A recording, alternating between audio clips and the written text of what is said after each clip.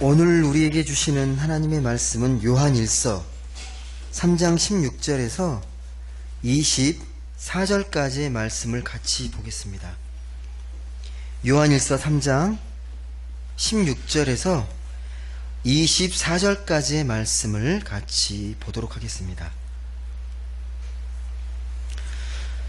제가 먼저 16절 말씀을 읽고 교독하도록 하겠습니다. 제가 먼저 16절 말씀을 읽겠습니다.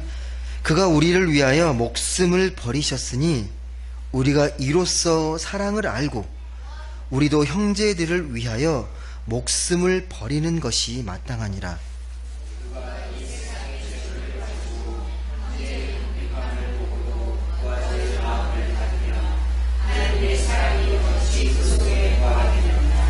자녀들아, 우리가 말과 혀로만 사랑하지 말고 행함과 진실함으로 하자.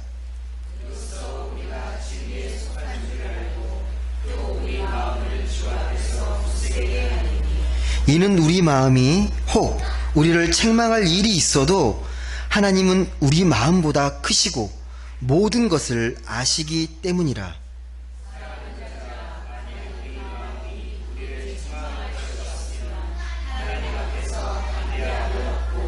무엇이든지 구하는 바를 그에게서 받나니 이는 우리가 그의 계명을 지키고 그 앞에서 기뻐하시는 것을 행함이라.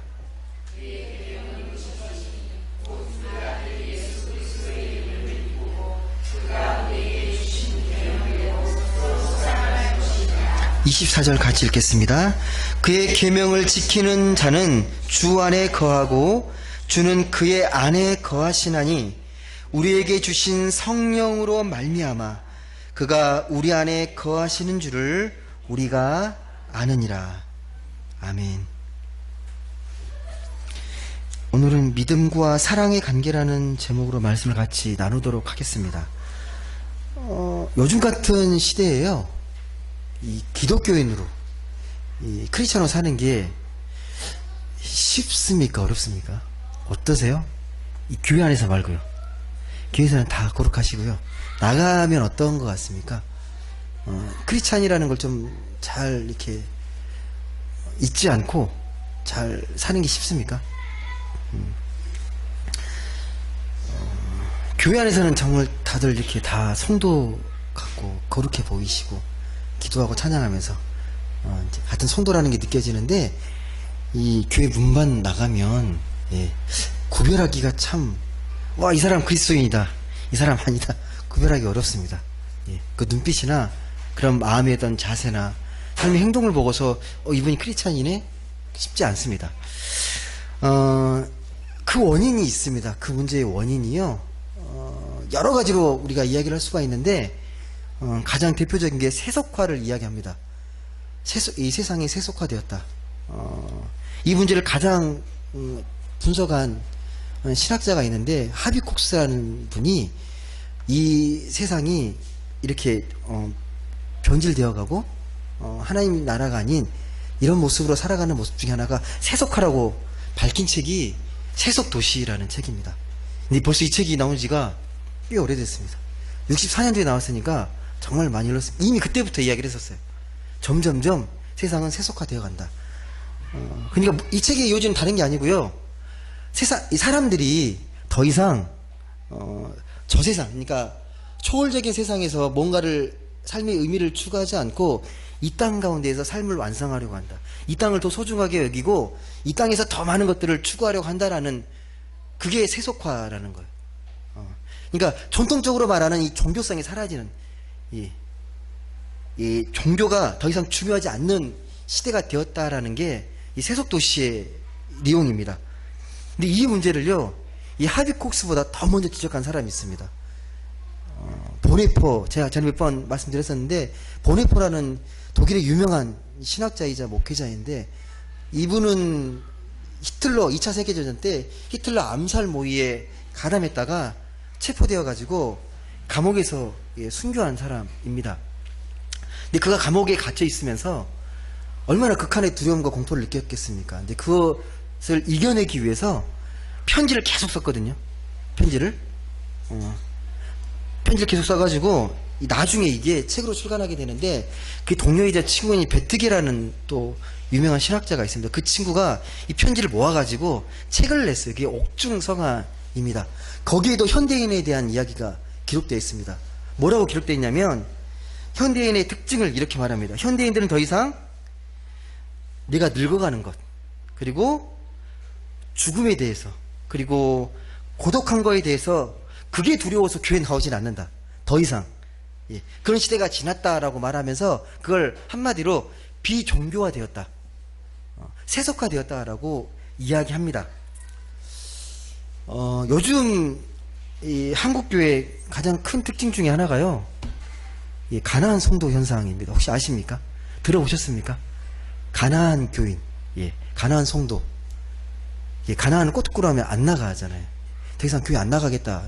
근데 뒤에 성도가 붙어 있어요. 가나안, 예, 성도. 그러니까 하나님은 믿지만 더 이상 교회는 나가지 않겠다라는 거예요. 왜 안 나가는 원인은 다양합니다. 왜 교회를 안 나가게 되는지, 교회를 다니다가 왜 안 나가게 되는지는 정말 다양하거든요. 요즘에 TV에서 보면 부정적인 교회 모습들이 많이 비춰집니다. 예를 들면 뭐 교회 세습 문제나 아니면 목회자의 성적 타락 문제, 그리고 목회자의 뭐 재정비리, 이런 것들로 인해서 한번 방송을 타잖아요. 정확한 수치는 아닌데 통계적으로 교회 청년들이 1%씩 떨어져 나간다고 이야기합니다. 그런 부정적인 사건이 터질 때마다, 예, 교회에서 청년들이 떠나간다라는 게, 예, 모두가 인식하는 겁니다. 그러니까 교회를 보게 되면 더 이상 희망이 없고 교회 나갈 필요를 못 느낀다라는 겁니다. 너무 교회는 불합리해 보이고 되게 권위적으로 보이고 자신들의 별로 유익하지 않는 곳, 큰 도움이 되지 않는 곳이 교회다.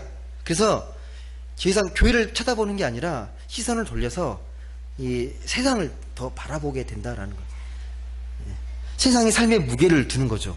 그래서 돈을 많이 벌고 전문적인 직종을 얻고, 그리고 취미 생활도 다양하게 하고, 그리고 국내외 여행도 자주 다니면서 또 적극적으로 사회 참여하면서 이게 훨씬 더 삶의 의미가 있지 않냐라고 생각한다는 겁니다.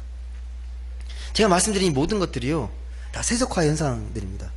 물결처럼 번지고 있는. 이 교회에 나오지 않더라도 세상에 즐거운 게 너무 많아요.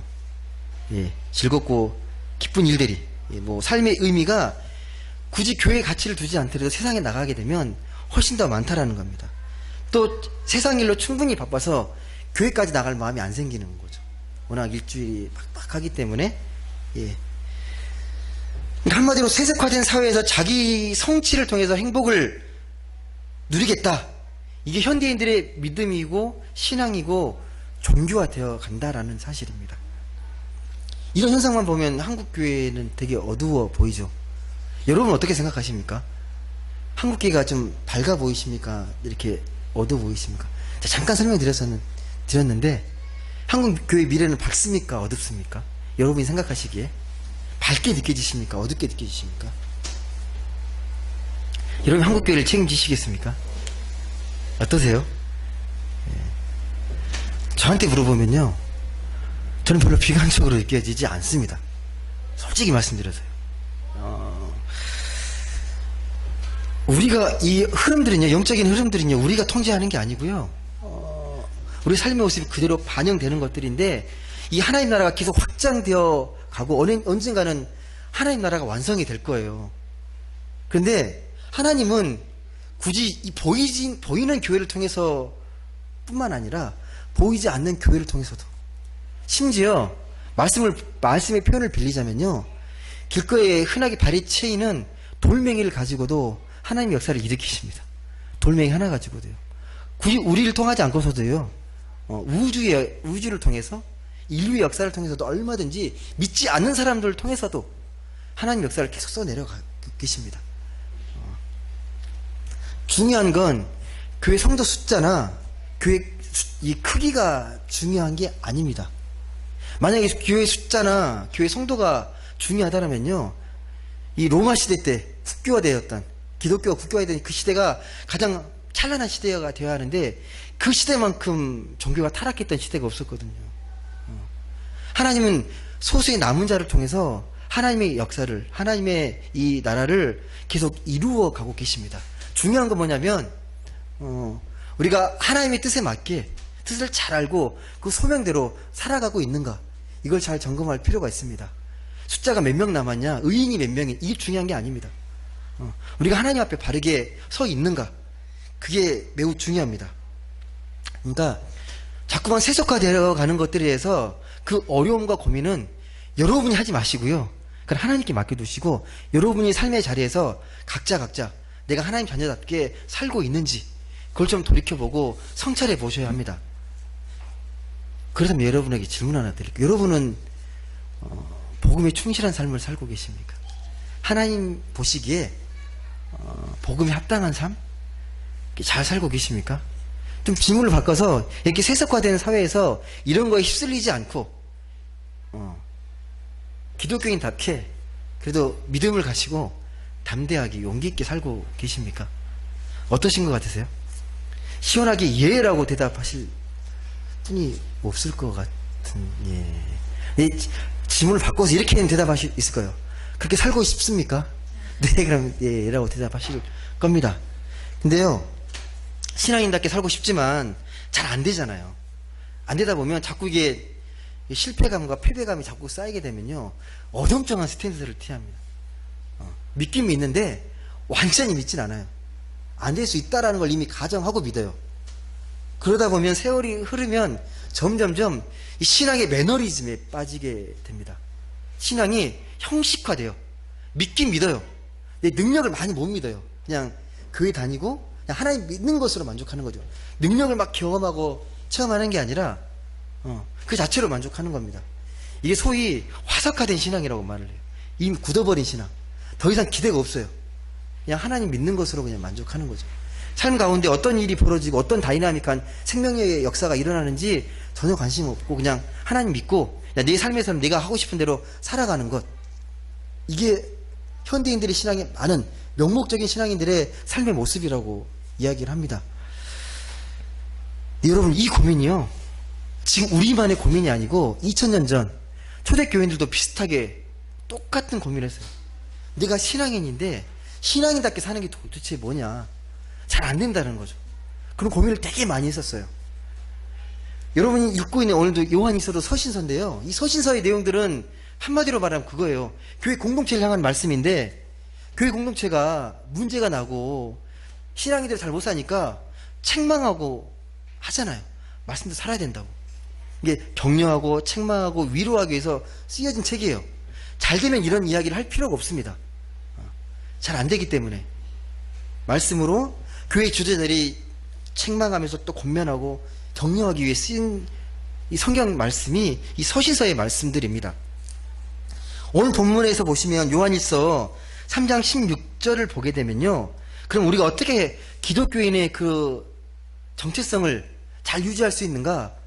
단 두 단어로 표현합니다. 한번 3장 16절 한번 같이 보겠습니까? 요한일서 3장 16절 말씀입니다. 한번 같이 읽어보겠습니다. 시작. 그가 우리를 위하여 목숨을 버리셨으니 우리가 이로써 사랑을 알고 또 형제들을 위하여 목숨을 버리는 것이 마땅하니라. 18절 한번 더 읽겠습니다. 18절 시작. 자녀들아, 우리가 말과 혀로만 사랑하지 말고 행함과 진실함으로 하자. 우리를 위해 목숨을 버리셨는데 주님께서, 그래서 우리도 형제를 위해서 목숨을 버리는 게 마땅하다. 근데 어떤 마음으로 하자? 어떤 마음으로요? 어떻게 하라고 되어 있습니까? 18절 보시면 어떻게 사랑하자고요? 말과 혀로만 사랑하자 라가 아니죠. 뒤에 보시면 말과 혀로만 사랑하지 말고 행함과 진실함으로 하자. 행함과 진실함으로 하자. 되게 중요한 말씀입니다. 사랑의 본질입니다. 행함과 진실함입니다. 너무 중요한 말씀인데요, 우리는 많이 이걸 놓치고 있습니다. 그러니까 사랑을 하는데 말로 하지 말고 행하라는 거예요. 근데 행함이 그냥 가식적으로 하지 말고 진실하게 하라는 거예요. 좀 진정성 있게. 나 너 사랑해. 정말 사랑의 마음을 듬뿍 담아서 사랑한다는 그 말을 행동으로 나타내자는, 진실함으로 나타내자는 거죠. 행함과 진실함입니다. 행함과 진실함으로 사랑해야 그 뒷구절에 보시면 뭐라고 이야기하냐면요. 우리가 확신을 가질 수가 있대요. 우리가 하나님의 자녀임을. 우리가 진리 안에 거하고 있다는 확신을 가질 수 있게 되는데 그게 행함과 진실함으로 사랑할 때 그게 가능하다고 우리에게 말씀합니다. 우리가 살면서 다 경험하듯이요. 우리가 확신을 갖는 게 많은 걸 소유했다고 확신을 갖거나 내가 높은 자리에 있다고 확신을 갖는 게 아닙니다. 많이 가질수록 더 높은 지위에 오를수록 더 불안해집니다. 그걸 지키기 위해서. 확신을 갖기 어렵습니다. 21절 말씀에 그래서 이렇게 기록됩니다. 21절 말씀에 보시면 사랑하는 자들아 만일 우리 마음이 우리를 책망할 것이 없으면 하나님 앞에서 담대함을 얻고 우리가 하나님 안에서 담대함을 얻게 된다라는 겁니다. 하나님 안에서. 하나님은 우리 마음보다 훨씬 크시기 때문에 우리가 하나님 안에 거하게 되면요 담대함을 얻습니다.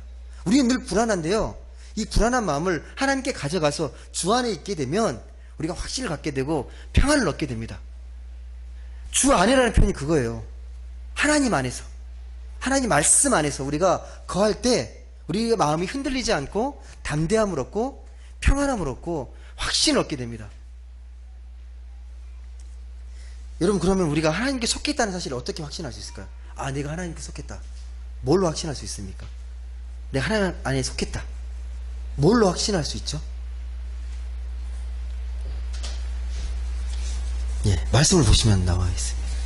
23절 말씀 보겠습니다. 23절 같이 한번 읽어보겠습니다. 시작. 그의 계명은 이것이니 곧 그 아들 예수 그리스도의 이름을 믿고 그가 우리에게 주신 계명대로 서로 사랑할 것이니라. 두 가지를 이야기합니다. 첫 번째는 그 아들 예수 그리스도의 이름을 믿고 그리고 그가 우리에게 주신 계명대로 서로 사랑할 것이라. 이름을 믿고 서로 사랑하라. 예, 하나님을 믿고 서로를 사랑하라고 말씀합니다. 근데 그 전에요, 이 말씀을 바르게 이해하려면요, 꼭 오해하지 말아야 할 단어가 있습니다. 계명이라는 단어예요. 계명이 뭐죠? 계명대로라고 말씀했는데 그 계명이 뭡니까? 보통 율법, 뭐 규칙, 규례 이런 것들을 떠올리는데 여기 문맥에서는요, 좀 더 약간 더 깊은 의미입니다. 약간 그걸 뛰어넘는 의미입니다. 제가 비유로 설명을 드릴게요. 예를 들면 이 축구를 남자들이 되게 많이 좋아하는데요. 축구를 하는데 뭐 특별히 배우지는 않았어요. 근데 이 볼을 좀 찰 줄 알아요. 뭐 재밌게 게임하고 할 수 있는데 만약에 기본기를 배우지 않고 계속 그렇게 볼만 차면요 실력은 늘지 않습니다. 모든 운동이 다 똑같아요. 뭐 탁구든 뭐 테니스든 모든 운동도 기본적으로 운동신경 있는 사람들은 치는데 정말 그 깊이를 더하고 더 이렇게 뭔가 참 이 운동의 세계에 들어가려면 기본기를 닦아야 합니다. 기본기 위에 실력이 쌓이게 되고 더 깊은 그 운동의 맛을 느끼게 됩니다. 근데 기본기를 익히는 이 훈련이요 반복해야 되기 때문에 그거 보면 되게 지루하고 힘들거든요. 예. 물론 잠깐 즐길 정도면 괜찮은데 제대로 즐기고 정말 그 세계에 풍덩 빠지려면 기본기는 매우 중요합니다. 신앙도 마찬가지입니다. 여기서 계명은요 쉽게 말하면 기본기를 말하는 겁니다. 가장 표준, 기준인데 기본기가 있어야 우리가 온전하게 신앙을 갖출 수 있다는 겁니다. 그럼 우리의 기본기가 뭡니까? 말씀에서 보시면요. 우리의 기본기는요. 사랑이에요, 사랑. 사랑을 익히고 반복하는 겁니다. 그러니까 내가 정말 사랑해야지, 사랑으로 살아야지 결심하고 머리로 이해한다고 사랑이 실현되진 않아요. 아시잖아요. 금방 내 감정대로 흘러가는 거 아시잖아요. 우리에게 사랑이 기본기고 기본적인 자세입니다. 그걸 계명으로 표현했습니다. 계명. 우리가 반복적으로 익혀야 될 것들, 잊지 말아야 할 것이 그 계명입니다. 이게 반복하고 훈련해야 되는데 이게 되게 힘들어서 귀찮아요. 그냥 내가 편할 대로 살고 싶어요. 근데 어느 순간 반복되고 이게 견고해지면요 그 어느 것보다 우리 삶을 더욱더 풍요롭게 하고 우리 삶을 튼튼하게 만들어줍니다. 그게 계명 기본기 사랑입니다. 이런 사랑을 한번 맛보게 되면 이 계명이 얼마나 소중한지를 알기 때문에 그걸 지키려고 되게 노력합니다. 이에 대한 소중함을 알게 되면요, 그 계명을 어떻게든 익히려고 반복적으로 훈련하려고 애를 씁니다. 근데 이걸 잘 모르게 되면 서로 사랑하라, 이 계명을 지키라는 말을 그냥 형식적으로 그냥 듣는 말로만 그치게 되면 잔소리처럼 들립니다. 종교적 잔소리로 들립니다. 뻔한 소리 하지 마시라고, 알고 있다고, 사랑하는 거 누가 모르냐고, 그런 반응을 보일 수밖에 없습니다. 예. 여기서 계명의 의미는 다시 말씀드리지만 두 가지입니다. 두 가지 반복적인 게 필요하다는 거예요. 예수 그리스도의 이름을 믿는 것, 또 한 가지가 서로 사랑하는 것입니다. 그럼 약간 구체적으로 예수 그리스도의 이름을 믿는 게 뭐죠? 너무 당연한 말이, 예수를 믿어서 우리가 이 자리에 앉아 있는 건데, 예수 그리스도의 이름을 믿는 게 뭡니까? 예수 그리스도 이름을 믿는 것, 너무 많이 들어서 식상하시죠? 당연하게 느껴지시죠? 예수 믿는 것, 당연히 예수 믿으니까 나 교회 나오고 신앙생활 하는데, 그게 뭐 특별한 것도 아닌데 어떻습니까? 이게 어떤 거 똑같은 거냐면요, 어머님이 그 자식이 이제 아침에 뭐 학교 갈 때 차 조심해라, 밥 꼭 챙겨 먹어라, 그런 말하고 똑같아요. 늘 반복되는 말이죠. 정말 반복되는 말이고, 특별하게 뭐 그걸 귀담아 듣거나 그렇지 않습니다. 네, 늘 반복해요, 어머님들은. 네. 이 두 가지가 그만큼 중요하다는 거잖아요. 차를 조심해야 생명을 지킬 수 있고, 밥을 먹어야 생명을 얻을 수가 있잖아요. 그러니까 어머니 보시기엔 이게 가장 중요한 거예요. 근데 우리가 너무 당연하기 때문에 그걸 귀담아 듣지 않습니다. 한번 밥 먹는 거 생각해 보셨습니까? 밥을 먹는다는 것의 의미? 여러분, 밥 어떻게 먹습니까? 습관적으로 먹지 않습니까? 밥을 때우기 위해 먹지 않습니까? 한 끼 때워야지, 그게 먹지 않습니까?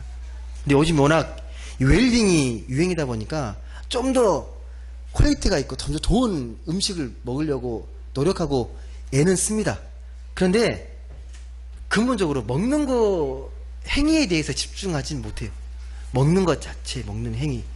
그러니까 밥을 딱 대했을 때 이 밥이 어떻게 왔는지, 어떤 과정을 통해서, 이 과정 가운데 다 사람이 관련되어 있잖아요. 이걸 만들고 또 움직이고 또 밥을 짓고, 이 모든 과정들, 과정에 있는 사람들을 정말 감사함으로 고마운 마음을 갖고 하나님께 정말 귀한 이 생명의 양식 정말 귀하게 먹고 있는지, 당연하게 먹고 있는지 그냥 아실걸요? 어떻게 먹고 계시는지. 먹는 그 순간 모든 것을 정말 감사하게 받아들이고 있는지 한번 생각해 볼 필요가 있습니다. 예. 그러니까 우리가 이 성찬식 하게 되면 성찬식을 그냥 받지는 않잖아요. 정말 귀한 것으로 받잖아요. 주님이 우리에게 베풀어 주신 귀한 성만찬이기 때문에 거룩하게 소중하게 받습니다. 이 밥이 그래요. 생명의 양식이에요. 함부로 대할 수 있는 게 아닙니다. 이게 밥을 드실 때 정말 귀하고 감사하게 드시는 게 복음적인 삶입니다. 밥을 먹을 때마다. 예. 감사 기도를 왜 드리겠습니까? 귀찮은데 그냥 먹지. 예. 한 번이라도 감사의 마음을 떠올리기 위해서 우리가 먹잖아요. 예. 이런 자세를 갖춘 사람은요, 그래서 하나님이 얼마나 우리를 사랑하시고 이 귀한 양식을 주셨는지 알기 때문에, 그리고 그 사랑은 우리에게만 있는 게 아니라 함께 더불어 살아가는 이웃에게도 함께 펼쳐지길 원하기 때문에요, 우리가 밥을 먹는 만큼 옆에 사람도 생각하게 됩니다. 예. 옆에 사람이 굶고 있거나 힘들어하는 걸 그냥 가볍게 여기지 않습니다. 왜? 하나님이 같은 식구이기 때문에 그렇습니다. 근데 밥 먹는 것도 훈련이 필요해요. 밥을 먹을 때마다 하나님께 감사하고 또 이웃을 생각하고. 예. 이게 다 사랑의 훈련입니다. 예.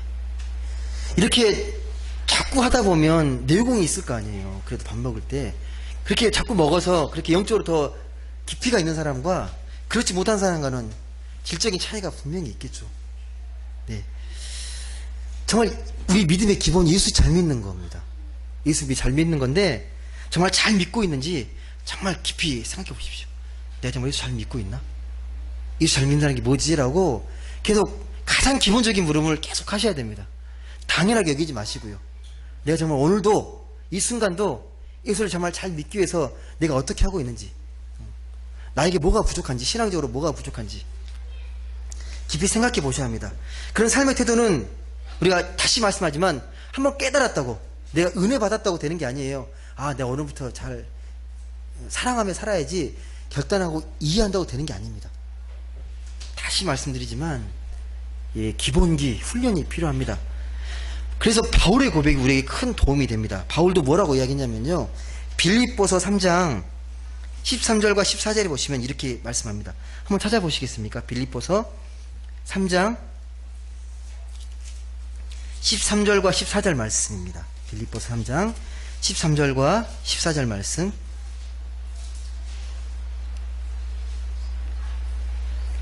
같이 한번 읽어보겠습니다. 시작. 형제들아, 나는 아직 내가 잡은 줄로 여기지 아니하고 오직 한 일, 즉 뒤에 있는 것은 잊어버리고 앞에 있는 것을 잡으려고 표대를 향하여 그리스도 예수 안에서 하나님이 위에서 부르신 부름의 상을 위하여 달려가노라. 아멘.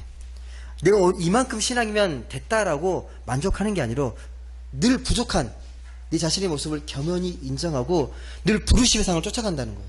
표대를 향해서. 아직 이루지 않았다. 난 늘 부족하다. 하나님 모습이 너무나도 부족한데 그 표대를 향해 내가 나아간다. 예. 그러니까 매 순간 나의 부족함을 돌아볼 줄 아는 게 우리 믿는 자의 능력이 되어야 합니다. 근데 여러분, 기도하고요 막 돌아서면요 하나님 쉽게 잊어버립니다.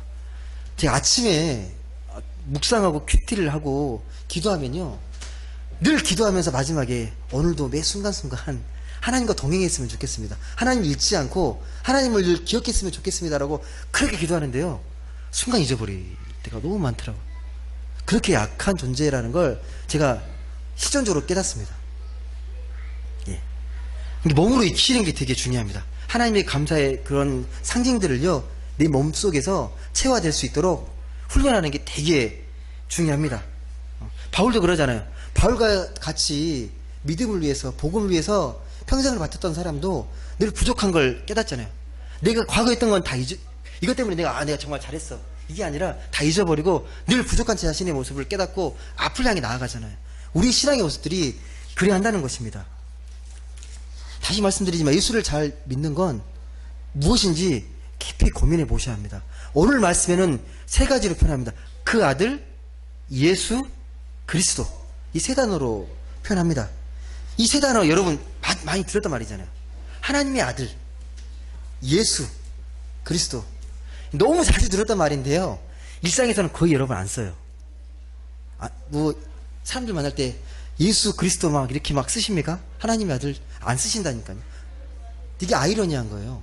너무도 많이 들었는데 이 말 우리 입술에는 안 나와요. 일상 속에는 안 나옵니다. 예. 자주 접하는 말인데 별로 피부에 와닿지 않는 말들이에요. 어떤 말들이 와닿냐면, 다음 달에 내 월급이 얼마나 더 이렇게, 내년에 연봉이 어떻게 더 인상될 수 있을까? 내 건강 상태는 얼마, 이런 말들은 귀에 막 꽂힙니다. 이런 말들. 그리고 내 인간관계나 내 취미생활, 이런 것들은 현실에 와닿는데, 그냥 예수라는 말을 듣고 그리스도라는 말을 듣고 하나님의 아들 이 말을 듣고 내가 정말 내 생명력 있는 말로 그렇게 여기지 않는다는 겁니다. 여러분, 여기서 그 아들이라는 말은, 하나님의 아들이라는 말은요, 하나님에게만 생명이 있기 때문에 그 아들 예수 그리스도가 생명이 있다라는 말입니다. 그 아들 예수, 그 아들에게 생명이 있다. 근데 여러분, 이 생명도 세상 사람들은 되게 오해합니다.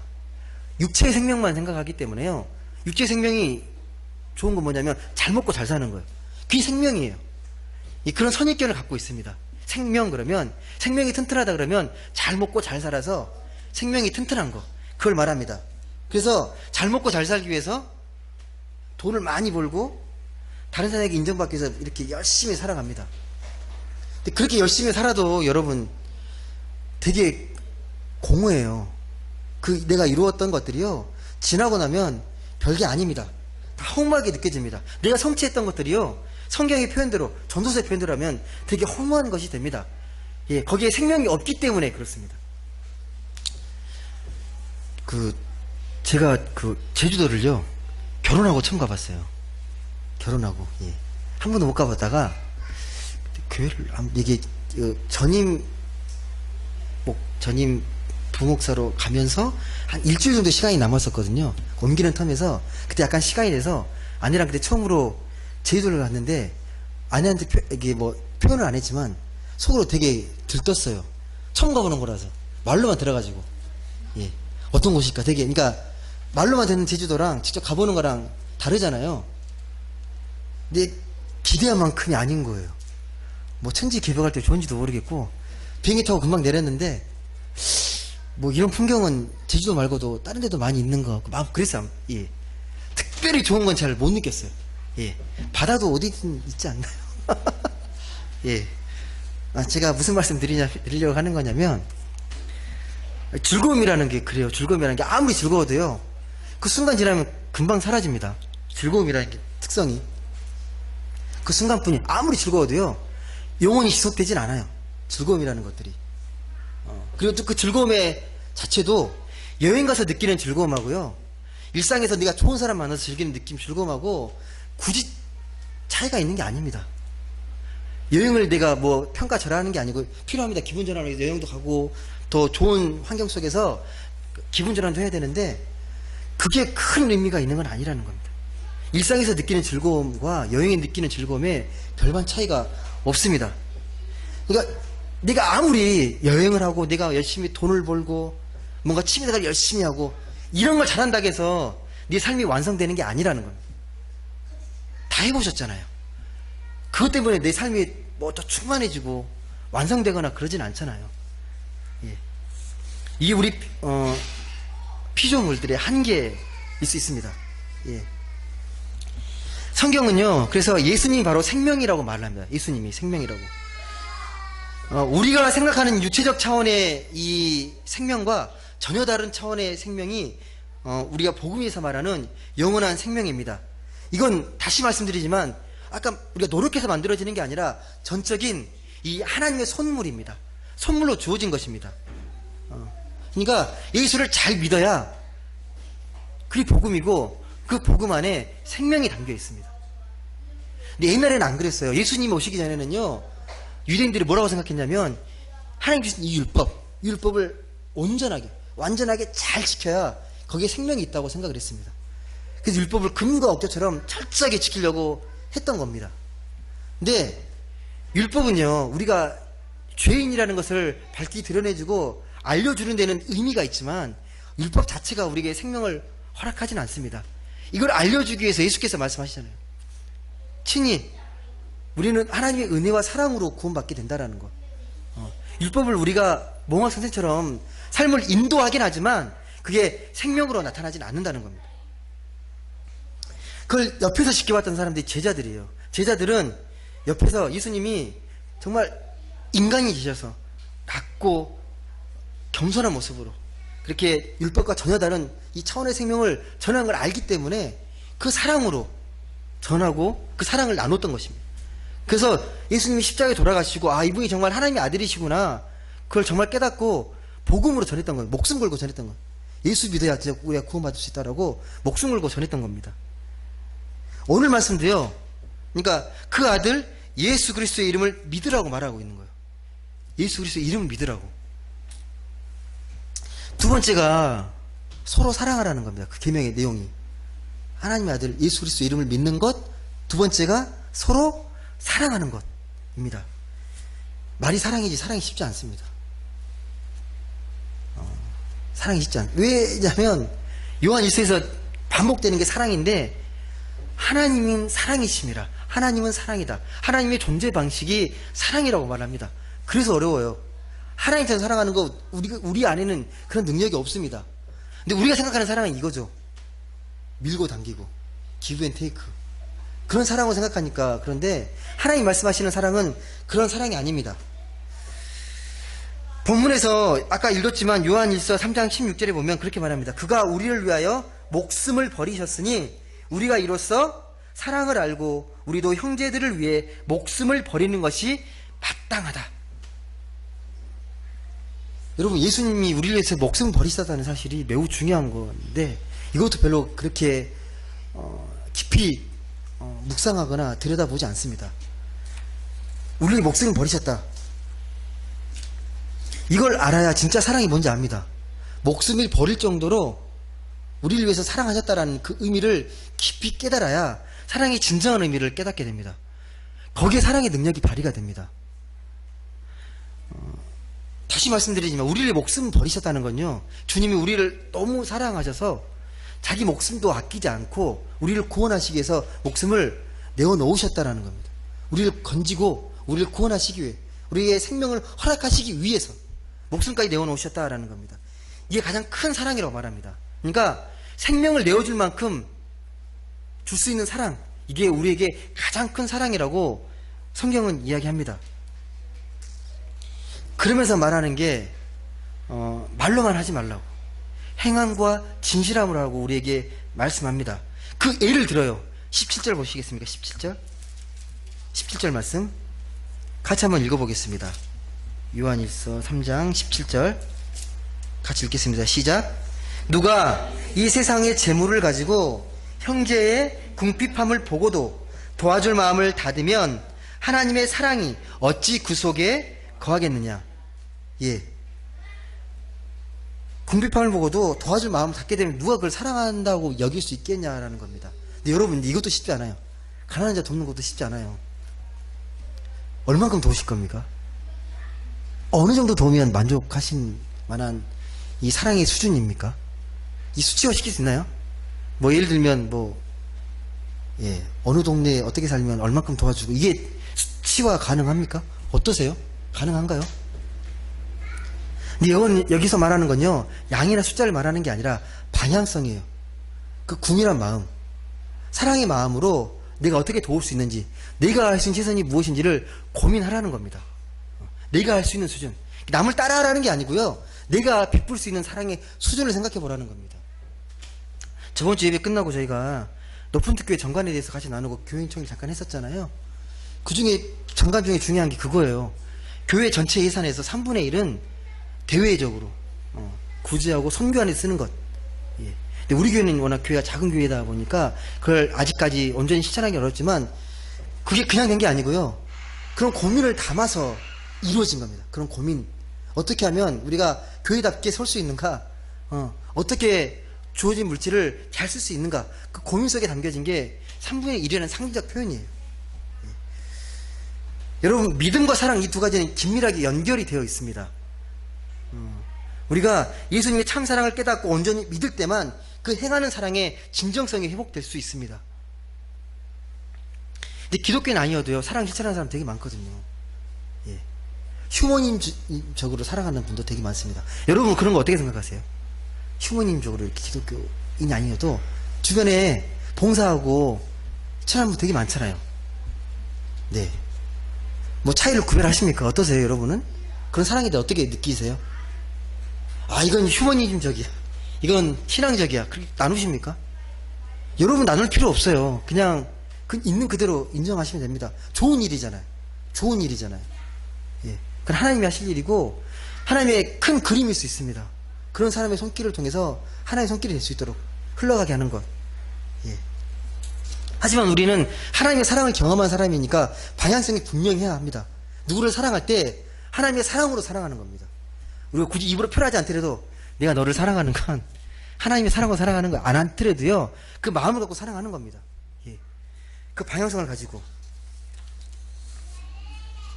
말씀을 맺겠습니다. 여러분은 실제로 근데 이 삶의 현장에서 그런 사랑의 기쁨, 그 기쁨의 의미를 잘 느끼고 실천하고 계십니까? 잘 누리고 계십니까? 예. 여기에 이르는 최선의 길은요, 오늘 말씀으로 적용하면 믿음과 사랑의 길에 점점점 깊이 들어가는 것입니다.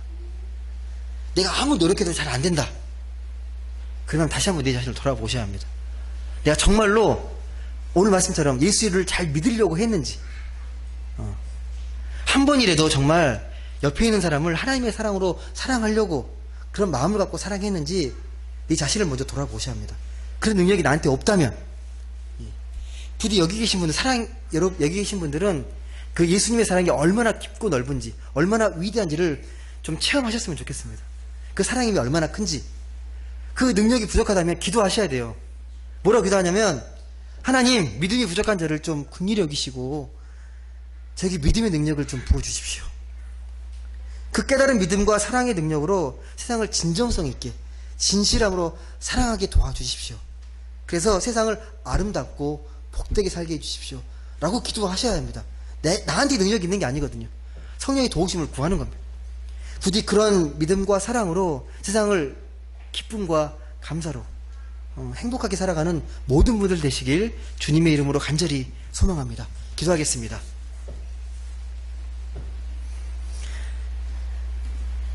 사랑의 하나님 감사합니다. 오늘 또 말씀을 통해 저희의 삶을 돌아보게 됩니다. 저희가 하나님 믿는다라고 말은 하지만 우리 안에 능력이 없음을, 우리 안에 얼마나 많은 어려움과 이런 두려움과 불안이 있는지를 고백하게 됩니다. 네 자신을 의지하는 것이 아니라, 네 가진 경험과 네 삶을 의지하는 것이 아니라 온전히 하나님만 의지하여서 예수 그리스도의 그 생명의 능력을 의지함으로 이 세상을 담대하게 살아 승리하며 또 세상을 기쁨과 감격으로 감사함으로 충만하게 살아가는 우리 모두가 되게 하여 주옵소서. 사랑하되 행함과 진실함으로 이 세상을 하나님의 자녀답게 살아 이 세상에 하나님의 자녀들로 인해서 이 세상이 아름답고 또 이 세상이 행복하다고 말할 수 있는 그런 우리 모두가 되게 하여 주옵소서. 감사드리며 사랑이 많으신 예수님의 이름으로 기도드립니다. 아멘.